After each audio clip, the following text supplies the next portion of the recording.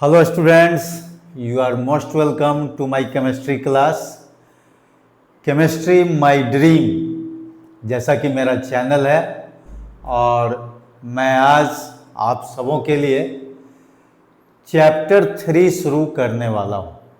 और चैप्टर 3 क्या है? Chemical kinetics.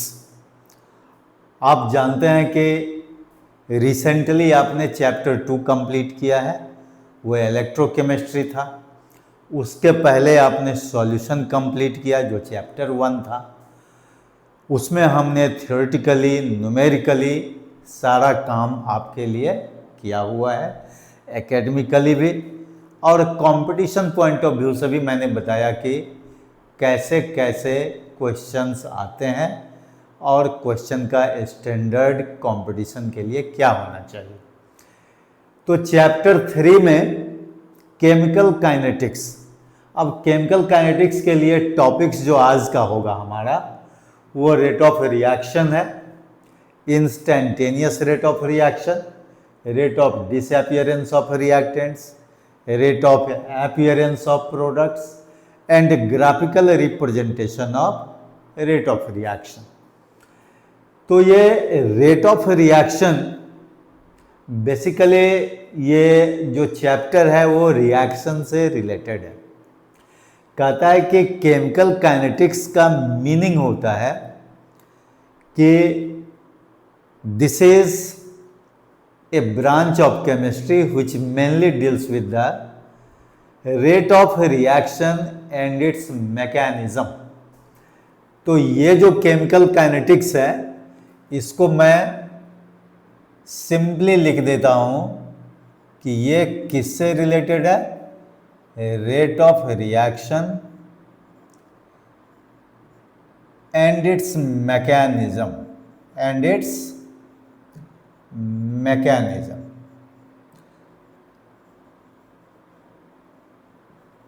अब ये देखिए, आप रिएक्शन के लिए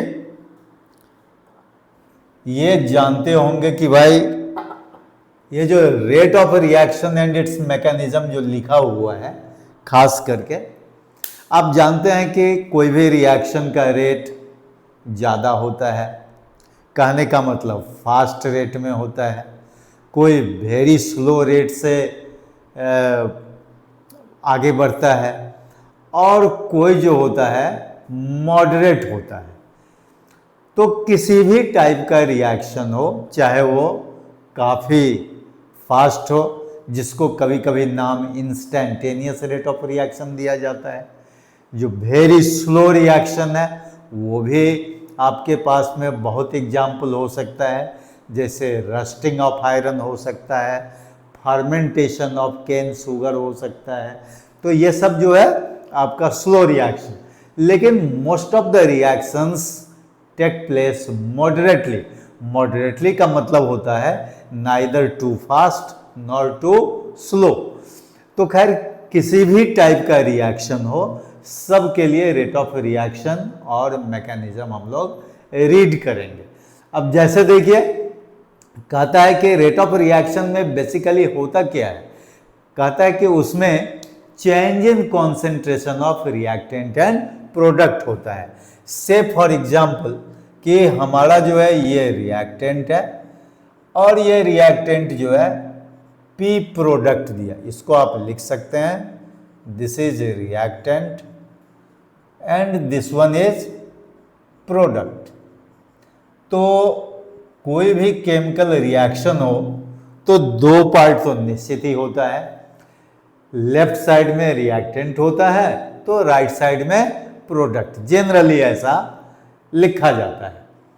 तो यहां भी हमने आर जो एक रिएक्टेंट है और पी फॉर प्रोडक्ट हमने कंसीडर किया।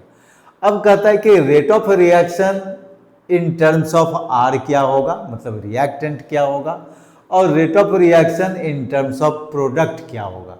यही हम लोगों को केमिकल रिएक्शन में देखना होता है।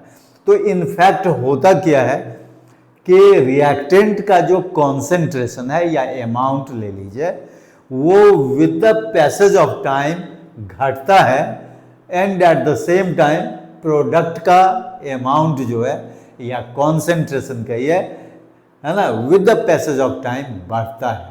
ठीक है, तो कहता है कि rate of reaction is basically change in concentration of reactant और प्रोडक्ट पर यूनिट टाइम, जिसको हम लोग रेट ऑफ रिएक्शन बोलते हैं। ठीक है, तो जैसे देखिए कहता है अगर आप रेट ऑफ रिएक्शन लिखना चाहते हैं तो ऐसे लिख सकते हैं, रेट ऑफ रिएक्शन, देखिए शॉर्ट फॉर्म में इसको हम लोग ऐसे रिएक्शन लिखते हैं।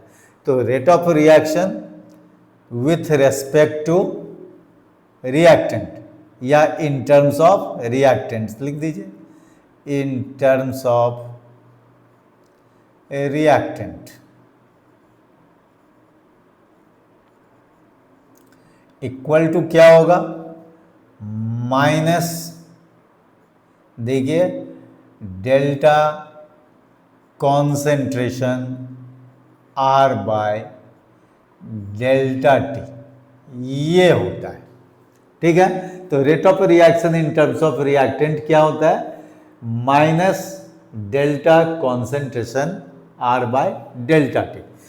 उसी तरह से rate of reaction in terms of product क्या होगा, इन टर्म्स ऑफ प्रोडक्ट, ये क्या हो जाएगा, ये हो जाएगा, यहाँ प्लस लिख दीजिए delta concentration P by delta T, ये होता है प्रोडक्ट के टर्म में। ठीक है, अब आपको ऐसा देखने को मिल रहा है कि रिएक्टेंट के साथ जो है मतलब rate of reaction in terms of reactant जो है ये माइनस से इंडिकेट किया गया है और rate of reaction in terms of product जो है वो प्लस से इंडिकेट किया जाता है, या फिर आप छोड़ दीजिए तो ऐसे ही प्लस हो जाएगा। तो ऐसा क्यों होता है, इसका कारण क्या है, तो कहता है कि rate of reaction is always positive. Rate of reaction जो होता है वो हमेशा पॉजिटिव होता है। तो फिर रिएक्टेंट के साथ जो ये निगेटिव साइन हम लोग यूज किए हैं इसकी वजह क्या है, तो कहता है कि ये जो आपका डेल्टा कॉन्सेंट्रेशन आर है ये change in concentration of reactant है। तो change in concentration of reactant का मतलब क्या, पहले रिएक्टेंट का अमाउंट ज़्यादा था, फिर with the passage of time मतलब कुछ समय के बाद जो है उसका कॉन्सेंट्रेशन कम हो गया। तो बताइए चेंज इन कॉन्सेंट्रेशन क्या होता है, final concentration minus initial concentration. तो चेंज इन कॉन्सेंट्रेशन का वैल्यू किस में आएगा, निगेटिव आएगा कि पॉजिटिव आएगा, निगेटिव आएगा रिएक्टेंट के केस में, क्योंकि कम वैल्यू से ज्यादा वैल्यू को आप माइनस करते हैं। तो वो तो डेल्टा कॉन्सेंट्रेशन आर का वैल्यू क्या आएगा, निगेटिव आएगा। तो कहता है कि रेट ऑफ रिएक्शन क्या होता है, ऑलवेज पॉजिटिव होता है। तो एक निगेटिव साइन अगर हम उसमें लगा दें यानी मल्टीप्लाई कर दें तो फिर rate of reaction for reactant भी क्या हो जाएगा, पॉजिटिव होगा। तो चाहे वो रिएक्टेंट के लिए हो या rate of reaction for product हो वो पॉजिटिव ही होता है। अब जैसे देखिए rate of reaction for product जो है वो आपका पॉजिटिव क्यों दिखता है, क्योंकि यहां पर जो है ये change in concentration of product जो होगा वो पॉजिटिव होगा। क्यों पॉजिटिव होगा भाई, क्योंकि प्रोडक्ट का कॉन्सेंट्रेशन कम से ज्यादा होता है। तो कम से ज्यादा का मतलब क्या हुआ, चेंज अगर निकालेंगे, change in concentration of product निकालेंगे तो ज्यादा से ज्यादा अमाउंट से कम अमाउंट को माइनस करना है, तो वो चेंज जो आएगा वो पॉजिटिव में आएगा। इसीलिए यहाँ पर पॉजिटिव रखे या न रखे कोई जरूरी नहीं, प्रोडक्ट के केस में वो रेट ऑफ रिएक्शन पॉजिटिव होगा ही। ठीक है, तो चाहे रिएक्टेंट का केस हो या प्रोडक्ट का केस हो, rate of reaction is always positive. इसीलिए हम लोग क्या करते हैं कि रिएक्टेंट के केस में एक माइनस साइन हम लोग दे देते हैं, सो दैट कि rate of reaction becomes positive. चलिए, तो ये तो हो गया rate of reaction in terms of reactant and in terms of product. अब इसी रेट ऑफ रिएक्शन को हम लोग दो तरह से समझते हैं, एक ग्राफिकल रिप्रेजेंटेशन से समझते हैं, दूसरा एक इंस्टेंटेनियस रेट ऑफ रिएक्शन यहां पर हम लोग लाते हैं।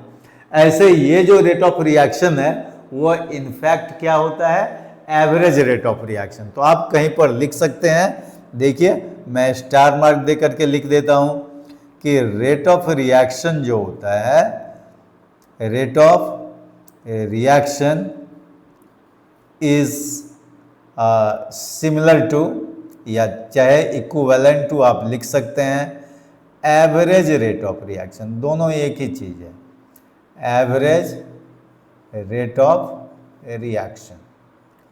ठीक है, ये आपने लिख लिया। तो चाहे हम रेट ऑफ रिएक्शन बोले या एवरेज रेट ऑफ रिएक्शन बोले, वो एक ही चीज है। अब अगर इसको हम ग्राफ से जानना चाहें तो चलिए ग्राफ से आप देख लीजिए। यहीं पर हम लोग एक छोटा सा ग्राफ जो है, बल्कि इस साइड ही हम ग्राफ प्लॉट कर देते हैं। देखिए यहां पर एक ग्राफ प्लॉट कर लीजिए। वो ग्राफ क्या होगा, मोलर कॉन्सेंट्रेशन या कॉन्सेंट्रेशन जो भी कहिए, है ना, और टाइम के बीच में होगा। कॉन्सेंट्रेशन वर्सेस टाइम, वो देगा रेट ऑफ रिएक्शन देगा। तो देखिए रिएक्टेंट के केस में ये क्या हो जाएगा, ये देखिए इस तरह से कर्व आता है और वो डिक्रीजिंग ऑर्डर में होगा। ये क्या हो जाएगा, डिक्रीजिंग ऑर्डर में होगा। ठीक है, कहने का मतलब rate of reaction for reactant जो होगा वो with the passage of time concentration क्या करेगा, डिक्रीज करेगा। लेकिन वही अगर प्रोडक्ट के टर्म में अगर हम लोग दें तो ये इस तरह से हो जाएगा, ये फॉर प्रोडक्ट है। तो देखिए with the passage of time क्या हो जाएगा, प्रोडक्ट का कॉन्सेंट्रेशन बढ़ेगा। इसमें आप चाहें तो कोई भी पॉइंट ले लीजिए। देखिए यहाँ पर रिएक्टेंट के लिए पॉइंट ले लीजिए, तो यहाँ पर जो है ये टाइम हो जाएगा। अगर मान लीजिए कॉन्सेंट्रेशन थोड़ा रिएक्टेंट का घट गया, इसका मतलब with the passage of time जो है देखिए टाइम बढ़ जाएगा। ठीक है, इसी तरह से आप प्रोडक्ट के लिए जो है, अगर आप ये प्रोडक्ट के लिए देखिए ये पॉइंट ले लीजिए, तो देखिए ये टाइम हो गया। जैसे जैसे कॉन्सेंट्रेशन बढ़ा तो फिर यहाँ देखिए टाइम भी बढ़ गया। तो ये क्लियरली जो है आपको ग्राफ से पता चल जाता है कि concentration of reactant goes on decreasing with the passage of time, while concentration of product goes on increasing with the passage of time। ये काम जो है बहुत ही सिंपली आप इसको देख सकते हैं, कर सकते हैं।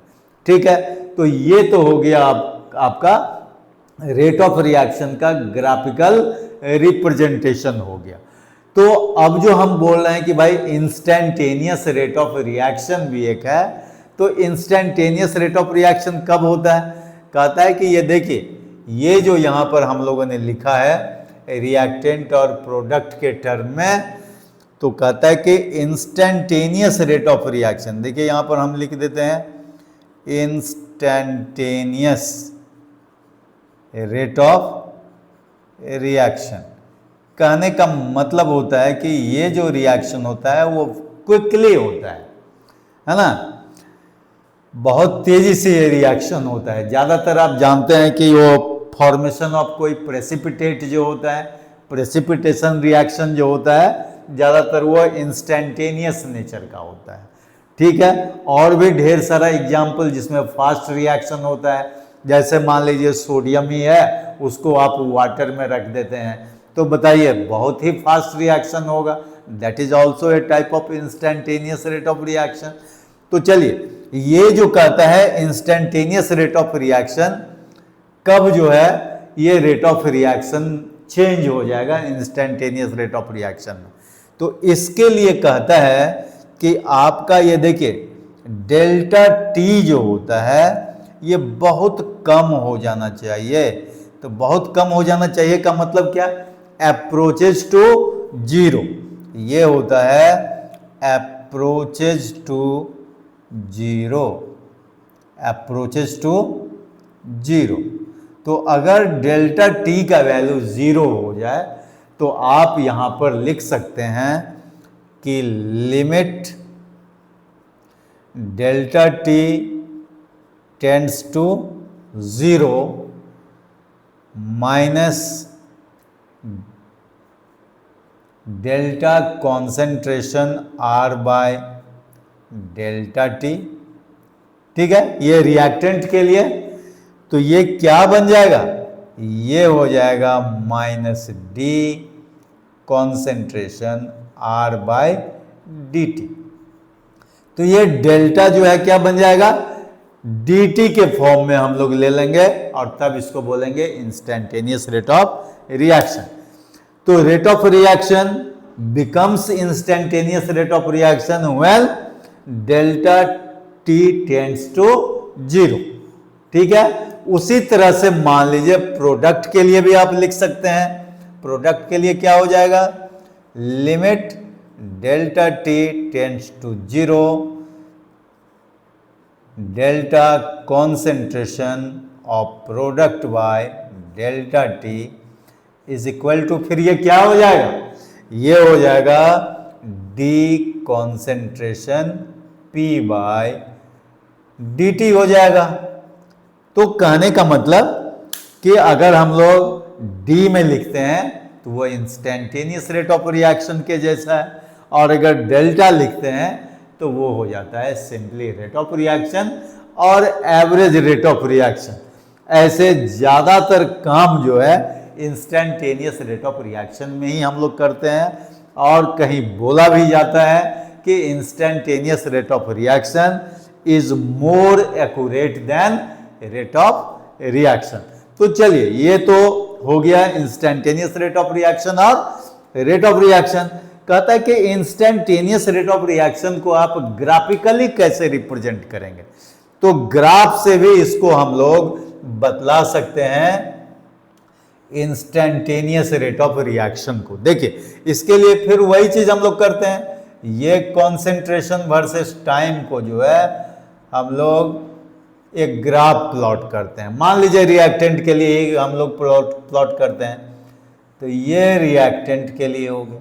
तो कहता है कि यहां पर हम लोग क्या करते हैं कि एक टेंजेंट ड्रॉ कर लेते हैं। तो देखिए, ये जो कर्व है उस पर एक टेंजेंट हम लोगों ने ड्रॉ कर लिया, and we take any 2 points on the tangent to the curve. 2 point select किए। अब दोनों पॉइंट से हम लोग क्या करते हैं, एक एक्स एक्सिस पर परपेंडिकुलर डालते हैं जो टाइम एक्सिस है, और एक जो है जो कॉन्सेंट्रेशन वाला एक्सिस है वाई एक्सिस, उस पर हम लोग परपेंडिकुलर डालते हैं। तो आप देख लेते हैं कि दोनों जो है कहाँ पर मीट करता है, किसी पॉइंट पर मीट करता है। मान लीजिए कि ये ए है, ये बी है, और ये सी पॉइंट पर मीट किया। तो यहां पर ए सी बाई बी सी जो होता है वो क्या होता है, स्लोप ऑफ द टेंजेंट। हम लिख लेते हैं यहां पर कि here A C by B C है ना, परपेंडिकुलर बाई बेस कही है। तो यहां ए सी जो है कॉन्सेंट्रेशन शो करता है, और बी सी शो क्या कर रहा है, टाइम शो कर रहा है। तो A C by B C is called slope of tangent, and at the same time this is instantaneous rate of reaction. तो इस तरह से इंस्टेंटेनियस रेट ऑफ रिएक्शन जो है मिल जाता है। ए सी बाई बी सी को हम लोग इंस्टेंटेनियस रेट ऑफ रिएक्शन बोलते हैं। तो ग्राफिकल रिप्रेजेंटेशन से, जैसे रिएक्टेंट के लिए हमने इंस्टेंटेनियस रेट ऑफ रिएक्शन लिखा, उसी तरह से प्रोडक्ट के लिए भी हम लोग इंस्टेंटेनियस रेट ऑफ रिएक्शन का ग्राफ प्लॉट कर लेंगे, कहीं कोई दिक्कत नहीं है। तो ये हो गया आपका इंस्टेंटेनियस रेट ऑफ रिएक्शन। कहने का मतलब the change in concentration of reactant और product in very small amount of time.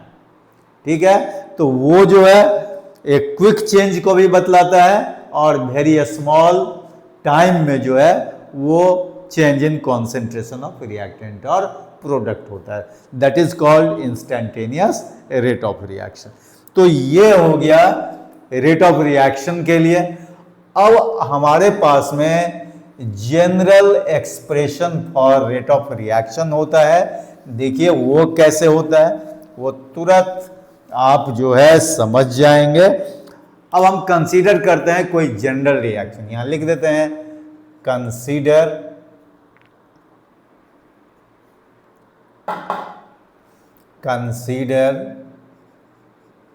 A general reaction.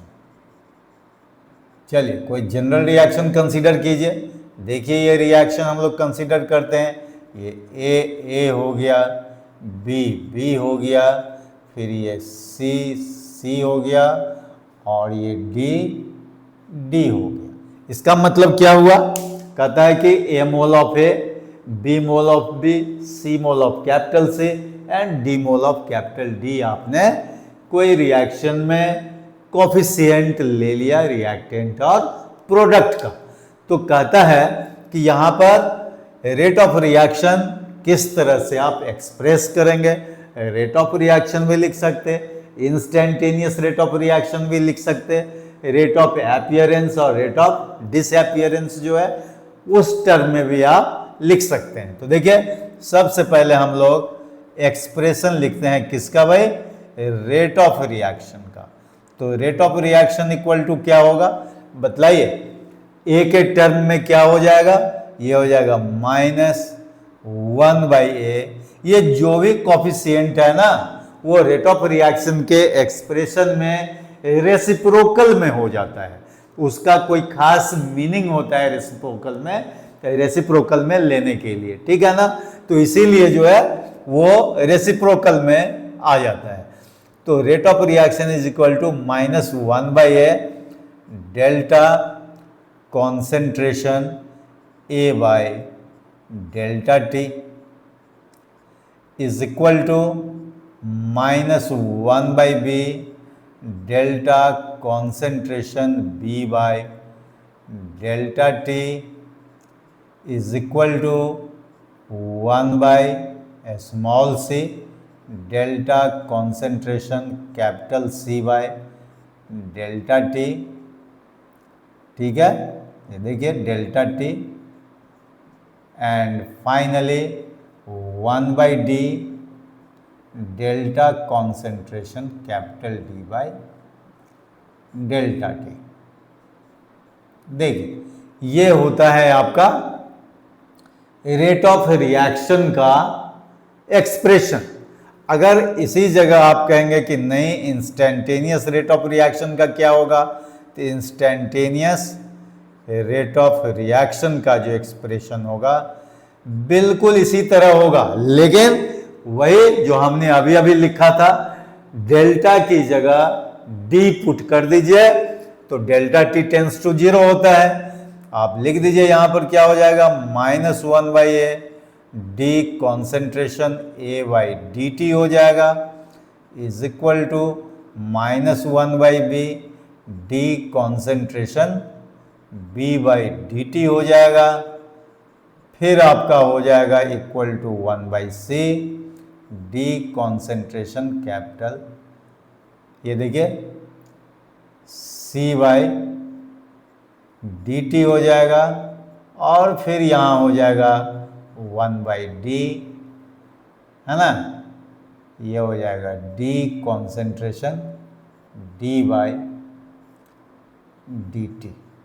इस तरह से जो है हम लोग ये ले लेते हैं इंस्टेंटेनियस रेट ऑफ रिएक्शन का एक्सप्रेशन। तो इसमें कहीं कोई प्रॉब्लम नहीं। इसमें क्या होता है कि रिएक्टेंट और प्रोडक्ट में डायरेक्ट रिलेशन जो है वो देखने को मिलता है, ठीक है। अब इसी में आपका दो पार्ट और भी है, rate of appearance and rate of disappearance. तो देखिए रेट ऑफ डिसअपीयरेंस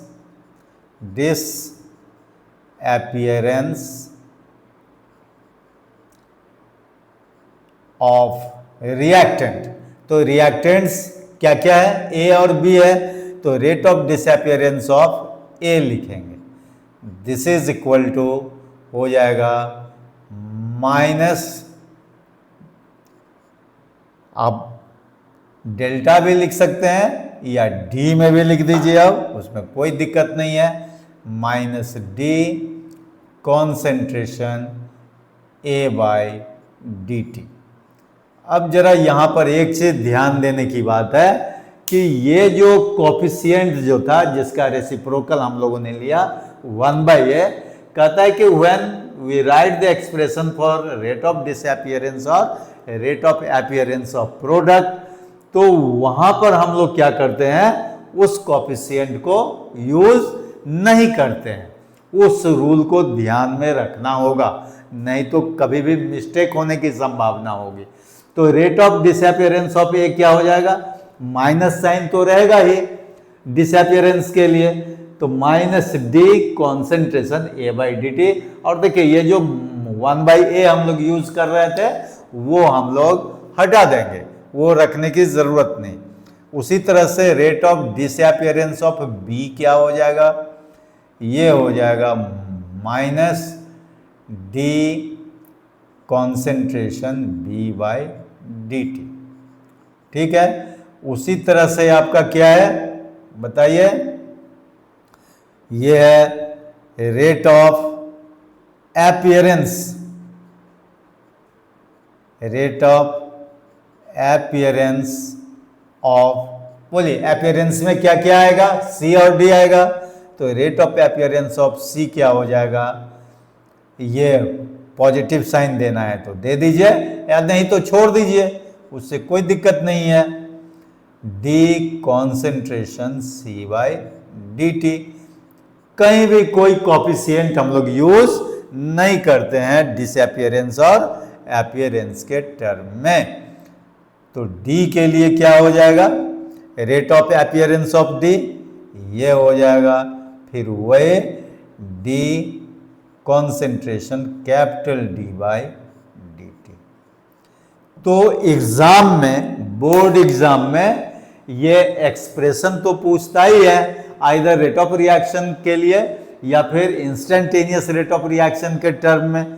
लेकिन याद रखिए कि रेट ऑफ डिसअपियरेंस और रेट ऑफ अपीयरेंस के टर्म में भी पूछता है, तो वहां पर अगर ये प्रैक्टिस सही सही नहीं हो तब तो फिर आप कोफिशिएंट यूज कर देंगे तो रॉन्ग हो जाएगा।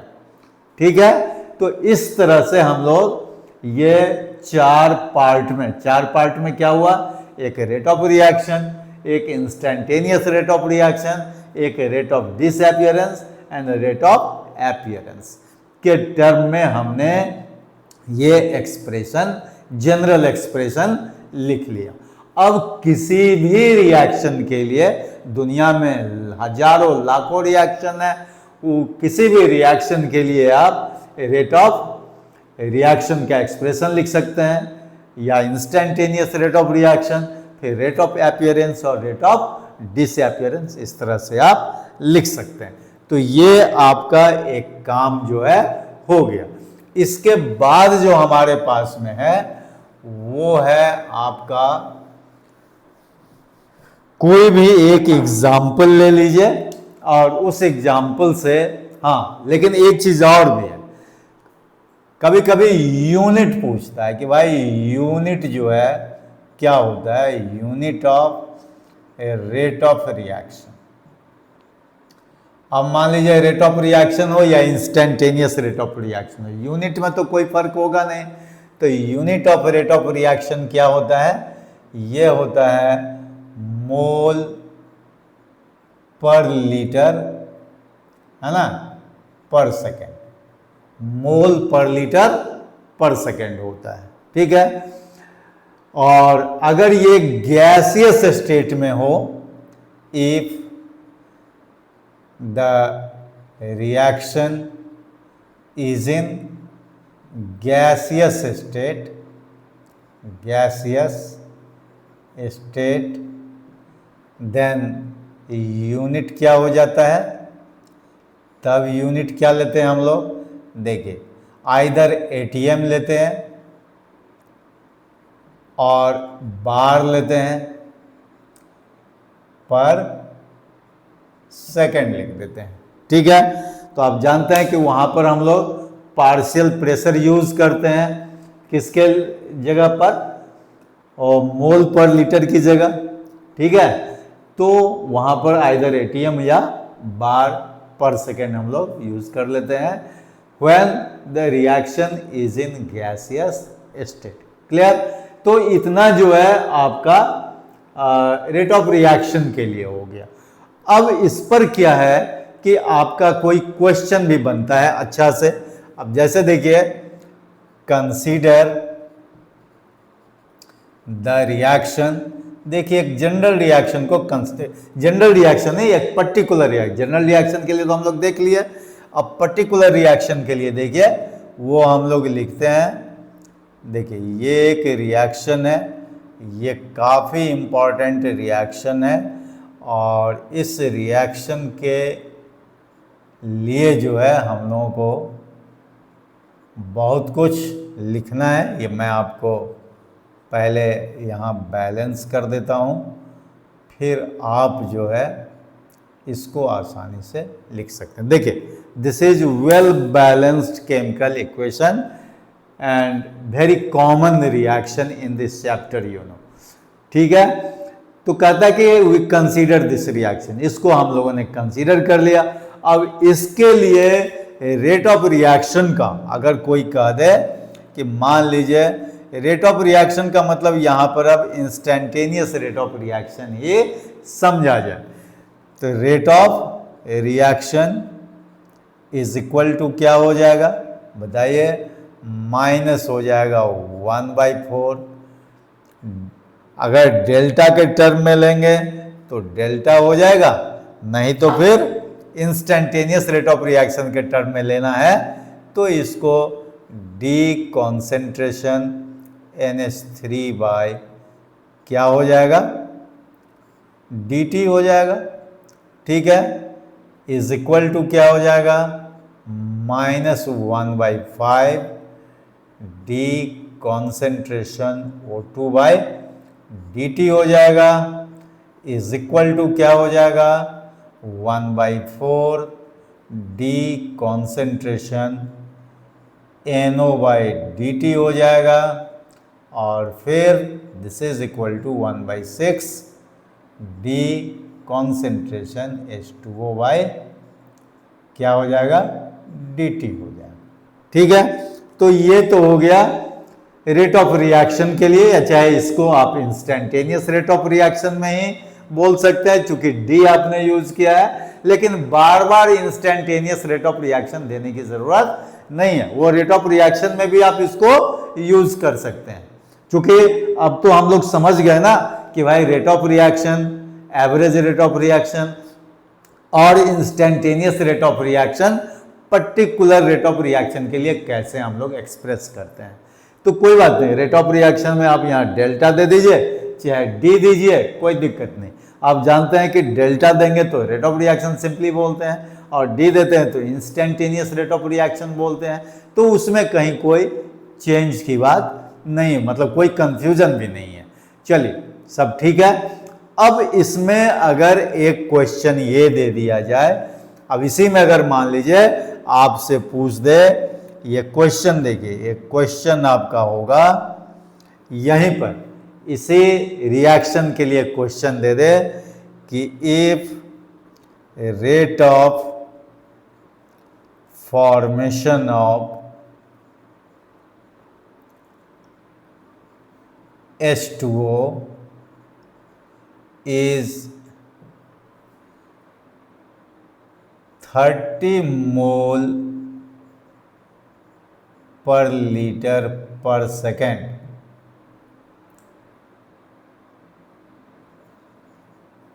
calculate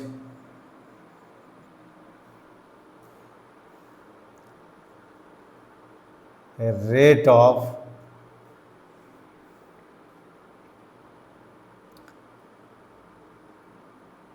disappearance, rate of disappearance of ammonia and oxygen and a rate of appearance of NO। बताइए ये कैसे होगा? कहता है कि if rate of formation of H2O is 30 मोल पर लीटर पर सेकेंड, H2O का रेट ऑफ फॉर्मेशन दिया हुआ है, then how will you calculate the rate of disappearance of ammonia and O2, क्योंकि अमोनिया और O2 का डिसअपियरेंस होगा, and rate of appearance of NO, ये कैसे हो? तो इसके लिए आप जो है सिंपली देखिए कि आपका जो रेट ऑफ रिएक्शन का एक्सप्रेशन दिया हुआ है उसी के बेस पर हम लोग ये कैलकुलेशन कर सकते हैं। तो पहले हम लोग रेट ऑफ क्या करते हैं, rate of formation of water आपका दिया हुआ है तो उसको हम लोग लिख लेते हैं। तो देखिए रेट ऑफ फॉर्मेशन के लिए यहां लिख लेते हैं रेट ऑफ फॉर्मेशन, जिसको हम लोग अपीयरेंस भी बोल सकते हैं। तो rate of formation of water that is D concentration H2O by dt is equal to sorry कितना दिया हुआ है बताइए, 30 मोल पर लीटर पर सेकेंड, ये दिया हुआ है rate of formation of water. तो आपको क्या निकालना है, rate of disappearance of ammonia. तो अब आप कंसीडर कीजिए इसी फर्स्ट स्टेप को और लास्ट स्टेप को। तो यहां लिखिए वी हैव, आप लिखेंगे we have -1/4 D concentration NH3 by dt is equal to क्या होगा, बोलिए 1/6 D concentration H2O by dt हो जाएगा। और आपको चाहिए क्या, आपको चाहिए यहां पर देखिए यहीं मैं लिख देता हूं, आपको चाहिए -d concentration NH3 by dt चाहिए, क्योंकि यही आपको क्या बताता है, rate of disappearance of ammonia बताता है। तो -d concentration NH3 by dt left में लिख दीजिए, और ये जो 4 है यहां पर डिनोमिनेटर में, उसको आप इस तरफ ले आइए वाटर की तरफ राइट साइड में। तो ये क्या हो जाएगा 4/6 D concentration H2O by dt। और देखिए इसका वैल्यू भी आपका दिया हुआ है, D concentration H2O by dt का कितना दिया हुआ है 30 है, तो इंटू 30 लिख दीजिए। तो बताइए ये कितना हो जाएगा, ये कैंसिल होकर के 20 मोल पर लीटर पर सेकेंड होगा या नहीं होगा। तो इस तरह से आप rate of disappearance of ammonia calculate कर लिए। उसी तरह से rate of disappearance of O2 अगर कैलकुलेट करना हो तो आराम से कर लेंगे। क्या हो जाएगा देखिए, अब एक एक लाइन में कैलकुलेशन कर लीजिए। यहां लिख दीजिए सिमिलरली, कहने का मतलब आपको जो है ये ऊपर का जो रेट एक्सप्रेशन दिया हुआ है वो देखना है और नीचे जो है डायरेक्ट आंसर कर लेना है। तो रेट ऑफ डिसअपियरेंस लीजिए, यहां पर हम डिसअपियरेंस शॉर्ट में लिख देते हैं of O2 is equal to क्या हो जाएगा बताइए, -d O2 by concentration O2 by dt होगा। And this is equal to, देखिए 5 को उधर ले जाएंगे तो क्या हो जाएगा 5/6 और कॉन्सेंट्रेशन ऑफ H2O तो 30 दिया हुआ है, ये भाई 30 लिख दिए। अब ये कैंसिल हो जाएगा तो आपका हो जाएगा 25 मोल पर लीटर पर सेकेंड। तो इस तरह से आपका सारा सम जो है आराम से बन जाएगा। अब rate of formation of nitric oxide चाहिए, NO चाहिए। देखिए rate of appearance of NO, तो हम लोग क्या करेंगे, इस दोनों को कोरिलेट कर देंगे और एक लाइन में यहां पर लिख देंगे कि rate of appearance of what, NO is equal to क्या हो जाएगा, देखिए D concentration NO by DT and this is equal to हो जाएगा, इधर 4 उधर ले जाएंगे तो 4/6 इंटू वाटर के लिए तो 30 दिया हुआ है, तो कितना हो जाएगा 20, बताइए 20 मोल पर लीटर पर सेकेंड, ये भी हो जाएगा। तो कहने का मतलब है कि यहां कहीं कोई कंफ्यूजन में रहने की जरूरत ही नहीं।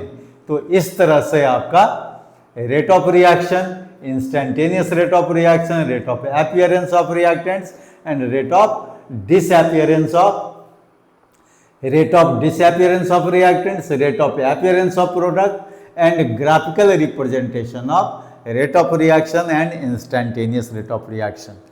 We have completed each and every term given in the topics today. ठीक है, तो मुझे उम्मीद है कि आप अच्छी तरह से इसको समझ गए होंगे और आज आप प्रैक्टिस भी करेंगे और फिर केमिस्ट्री माय ड्रीम को ओपन करके आप देखते रहेंगे। जहां कहीं भी कंफ्यूजन होगा वो आप जो है कमेंट सेक्शन में लिखेंगे और वो मैं आपका कोई भी प्रॉब्लम जो है दूर करता रहूंगा। Okay, thank you, all the best.